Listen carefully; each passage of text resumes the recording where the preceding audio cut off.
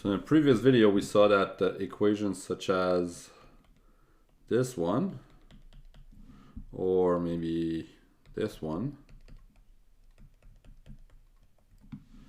are equations such that their graphs are lines in the plane. We saw them in great detail, but we didn't see necessarily what they can be used for. And one thing that it can be used for is to model real-life problems. So I'll give you an example. You've got a car rental company. Now, if you rent the car, it's going to cost you $50, no matter what you do with the car.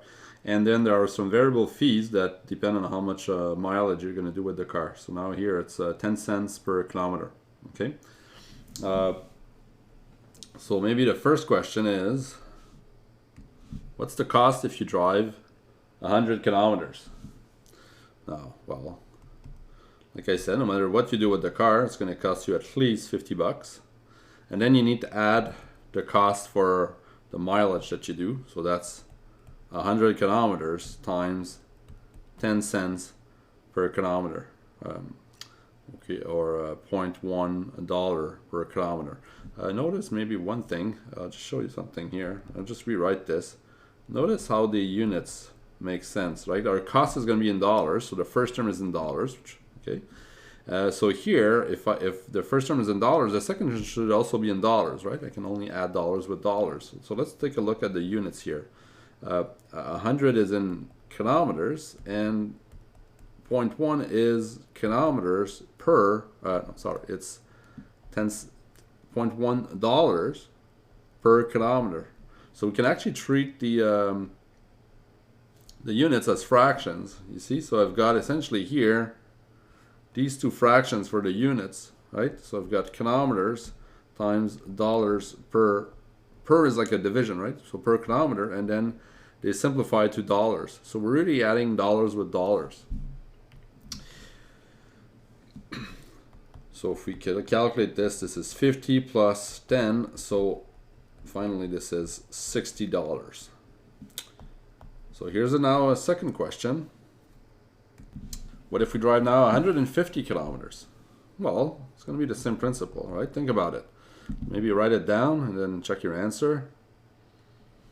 So it's still a fixed fee of $50, and then we need to add the mileage. So 150 times, so we need to add the cost for the mileage. So $0.1 per kilometer. So if we add this up, we now get $65. Okay, and maybe I don't know if you see where this is going. This is our third. What if now we want to stop answering the same question over and over and over? We're going to generalize that question. What if we drive X kilometers? Can we have an expression that depends on X? Well, our cost, let's try to mimic what we've done before. It's always the fixed fee plus the variable fees. Now the variable fees are number of kilometers times 0.1. Okay, usually we put when we have variables, we put the variables after the constants. So we're going to rewrite this as 50 plus 0.1x, like that. So that's actually an expression which relates cost to mileage to cost. Okay, so instead of having y and x, we've got c and x, but it's the same principle. And I could actually graph the relationship between cost and mileage, and it's a linear relationship. So we start at 50, and then we're going to go up because this is our slope, right? Okay, the cost goes up as you do more mileage. Makes sense. If you do, and what's our slope? If we go forward by 1 kilometer, cost goes up by $0.1, right? Which is our slope.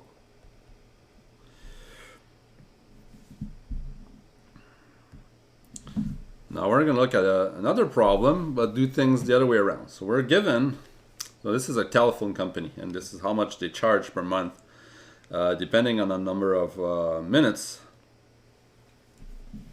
Didn't write here, but this is going to be in minutes. The number of minutes you spend on the phone, the talk time, is T. And the fees are 40 plus 0.04t. And I like to interpret the slope and the y-intercept. I didn't mention this previously, but I guess you saw it when I graphed it. The 50 in the cost function previously was the y-coordinate of the y-intercept, right? So here, what's the y-intercept? What does it mean? The 40, which is well, sometimes we use the y-coordinate of the y-intercept as the y-intercept, just as a shortcut. So what's 40? What does it represent? And what is the slope representing here? 0.04. Okay, so we're going to answer that. So question 1 is interpret the y-intercept.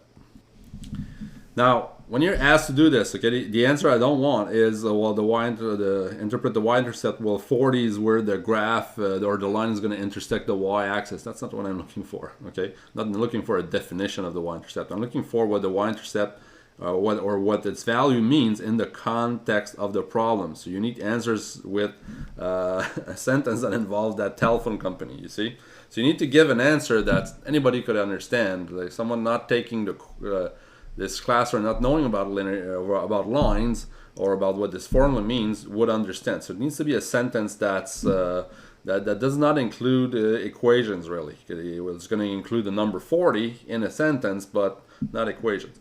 So interpret the y-intercept. Well, just like for the car company, 40 is what you get if you replace t by 0. Okay, so if we were to graph this phi curve, okay, where the independent variable is the time spent in minutes, okay, it would also be a line like this,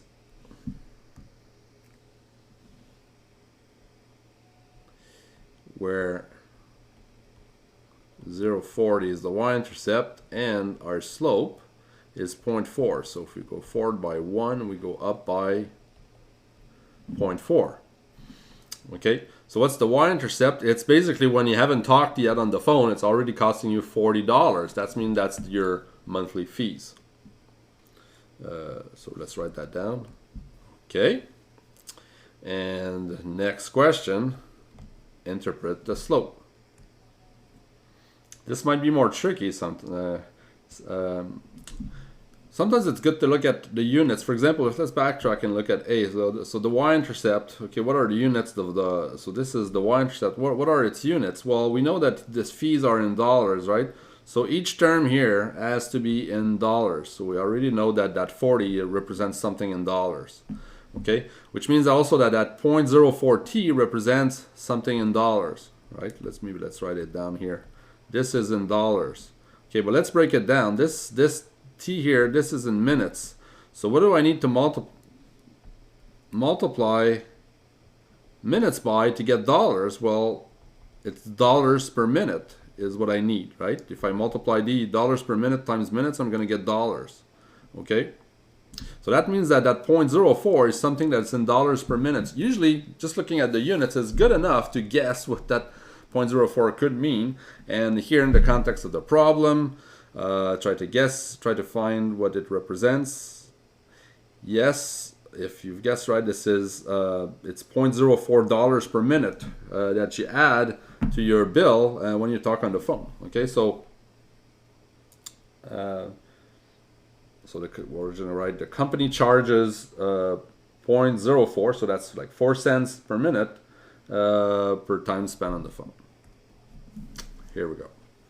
So you can have both types of questions. Question 1 is a question. The first example is you model something based on data, and here's the other way around. You're given the model, and then you try to interpret what the quantities, especially if it's a linear model, what's the slope, what's the y-intercept in the context of the problem.